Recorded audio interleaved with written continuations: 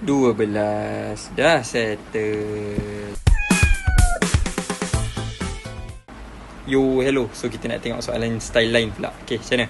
Dia cakap, it is given that 2x plus 3 is one of the factors, okay, of, lepas tu dia bagi function ni, such that m is a constant. Find the value of m. Pula dah, okay. First and foremost, you kena tahu. Ni, dia cakap ni factors, okay. What do they mean by factors? When dia cakap ni factors, meaning you boleh dapatkan the value of x. Okay, kalau you ingat, selalunya buat kuadratik, buat macam mana? Oh, kuadratik nanti buat dalam bracket, x minus 3, lepas tu x minus 2. Lepas tu nanti dapat nilai x apa? X equals to 3, x equals to 2. So, yang ini sebenarnya, yang I rectanglekan ni, benda lah ni lah factors. Kita untuk solvekan ni, kita nak ni. Yang I bulat ni. Kita nak tu. So, macam mana dari sini, kita nak dapatkan yang macam bulat tadi. So, kita akan ikut ini jadi kosong lah. So, buat je 2x plus 3 equals to kosong. So, kita nak value of x tu. Kenapa? Nanti tengok. So, nanti algebra x equals to negative 3 over 2. Okay. Ini sebenarnya apa? This is sebenarnya kita punya, what do we call?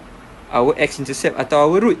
What do we mean by x-intercept atau root? Meaning, bila kita gantikan x dalam sini, gantikan x, apa yang jadi kat y?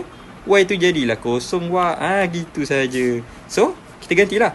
So, equation kita fx sama dengan x ni kan, 5 tolak 2x. So, bila kita gantikan x tu, apa jadi? Y ni akan jadi kosong. So, ganti negative 3 over 2, 5 minus 2x plus m.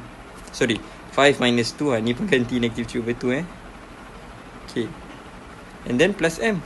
So dapatlah m equals to